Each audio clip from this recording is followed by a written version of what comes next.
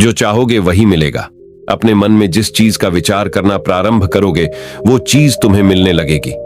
एक दिन गौतम बुद्ध से एक शिष्य ने पूछा, है महात्मा, क्या ऐसा संभव है जो मैं मेरे मन में सोचूं वो सारी चीजें अपने आप मुझे मिलना शुरू हो? बुद्ध उस शिष्य से बोले, ऐसा संभव तो है, लेकिन क्या इसके लिए तुम ये दो चीजें कर पाओगे? शिष्य बुद्ध से बोला, क्या सच में ऐसा संभव होता है? अगर हाँ तो है महात्मा, मुझ पर कृपा कर मुझे बताइए ऐसा होना कैसे संभव है, मैं इसके लिए कुछ भी करूंगा। बुद्ध उस शिष्य से बोले, तो सुनो, तुम अपने मन में जो चाहो वो तुम्हें मिलने लग जाए। इसका पहला उपाय यह है कि तुम्हें अपने मन को अपने नियंत्रण में लाना सीखना होगा। जब तुम्हारा मन पूरी तरह से तुम्हारे काबू में आएगा तब उस दिन तुम्हें अपनी मनचाही चीजें मिलना शुरू होंगी। शिष्य बुद्ध से बोला, लेकिन गुरुजी, मन को वश में कैसे लाया जाता है और इस समस्या का दूसरा उपाय क्या है?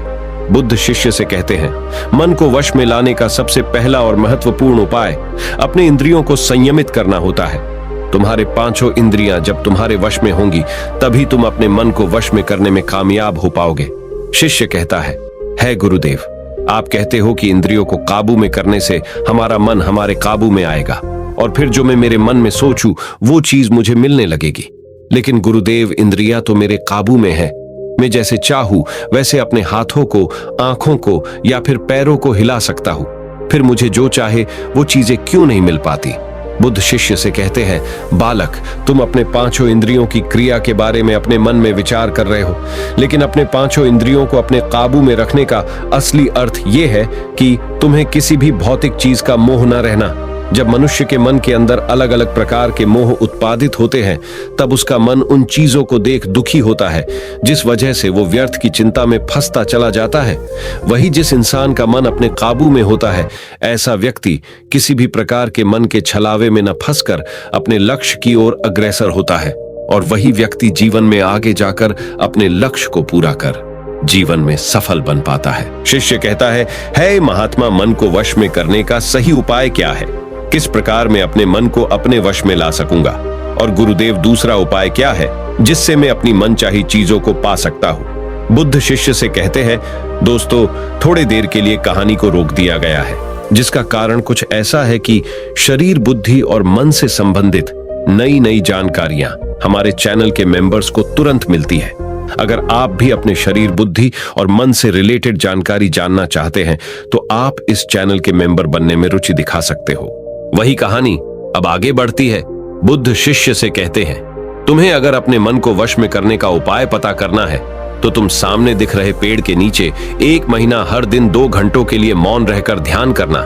जैसे ही तुम्हारे इन 30 दिनों का सफर खत्म होगा वैसे ही तुम्हें अपने मन को काबू में करने का उपाय मिल जाएगा। जिस दिन तुम्हें अपने मन को काबू में करने का उपाय पूरी तरह झांत हो गया, उसी दिन से तुम अपने मन में जिस भी चीज का विचार करोगे वही चीज तुम्हें प्राप्त होना शुरू होगी। अगर तब तुम पैसे के बारे में या फिर संसार में मौजूदा किसी भी चीज के बारे में अपने मन में विचार करते हो तो वो विचार तुम्हें अपनी मनचाही चीज को प्राप्त करने में तुम्हारी मदद करेगा। पर इसके लिए तुम्हें अपने मन को वश में कर पाना अत्यंत जरूरी है। जब तुम अपने मन को वश में कर लोगे तभी मैं तुम्हें दूसरे उपाय के बारे में बताऊंगा। शिष्य बुद्ध को प्रणाम कर कहता है, ये तो काफी आसान कार्य है। 1 महीना ही क्या, मैं 1 साल तक 2 घंटे उस पेड़ के नीचे बैठ सकता हूँ। आप मुझे आज्ञा दे, कल से ही मैं ध्यान में बैठने के लिए तैयार हूँ। बुद्ध शिष्य से बोले, ठीक है, तुम पहले 30 दिन उस पेड़ के नीचे मौन रहकर ध्यान करके दिखा दो, फिर हम आगे बात करेंगे। उस शिष्य को लगता है, गुरुदेव ने तो मुझे बहुत ही आसान कार्य सौंपा है, इसे मैं आसानता पूर्वक कर सकता हूँ, इसमें कौन सी बड़ी बात है। 1 महीना पेड़ के नीचे ध्यान ही तो लगाना है, इसे मैं आसानी से कर सकता हूँ। शिष्य दूसरे दिन गौतम बुद्ध को प्रणाम कर उस पेड़ के नीचे मौन रूप से बैठ गया। 3-4 दिन तक ऐसे ही चलता रहा। शिष्य हर दिन बुद्ध के पास जाता, उनको प्रणाम करता और उस पेड़ के नीचे जाकर मौन रूप से ध्यान करना प्रारंभ करता। लेकिन जब छठे दिन रोज की तरह शिष्य उस पेड़ के नीचे बैठने जाता है तब उस समय उसका मन बेकाबू होने लगता है। उसके मन में अलग अलग चीजों के विचार आना शुरू होते हैं। उसने अब तक जिस लोगों से बुरा बर्ताव किया, अपने साथ गुरुकुल में पढ़ रहे भाइयों को उसने हर बार कैसे मूर्ख बनाया और अपनी तारीफ करने के लिए गुरुजी को कब कब झूठ बोला, इन सारी बातों के विचार उसके मन में उत्पादित होने लगे, जिससे उसका पूरी तरह ध्यान में मन लगना बहुत ही मुश्किल होने लगा। थोड़े दिन बीते, आज उस शिष्य का मौन रहकर ध्यान करने का 17वां दिवस था, लेकिन उसके मन में बार बार आते हुए गलत विचार उसे ध्यान को ठीक से करने नहीं दे रहे थे। इसके लिए उसने मन में निर्णय किया, मैं इस समस्या का हल गुरुदेव से पूछता हूँ, उन्हें इसका हल जरूर पता होगा। 18वें दिन शिष्य के मुंह पर आ रहे भाव देखकर बुद्ध पहले ही समझ चुके थे कि आज ये सिर्फ प्रणाम करने नहीं, अपितु किसी समस्या का हल पूछने आया है।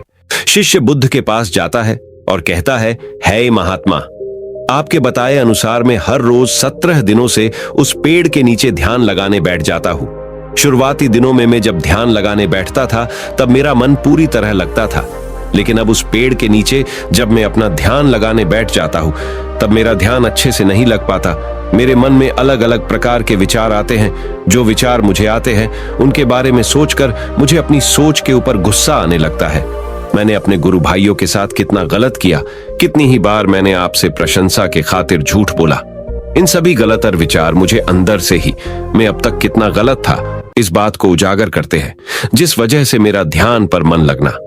तो दूर में ध्यान करते समय इन्हीं विचारों से झुंझता रहता हूँ। है महात्मा, मुझ पर कृपा करें और मुझे इन गलत विचारों को अपने मन से पूरी तरह खत्म करने में सहायता कीजिए।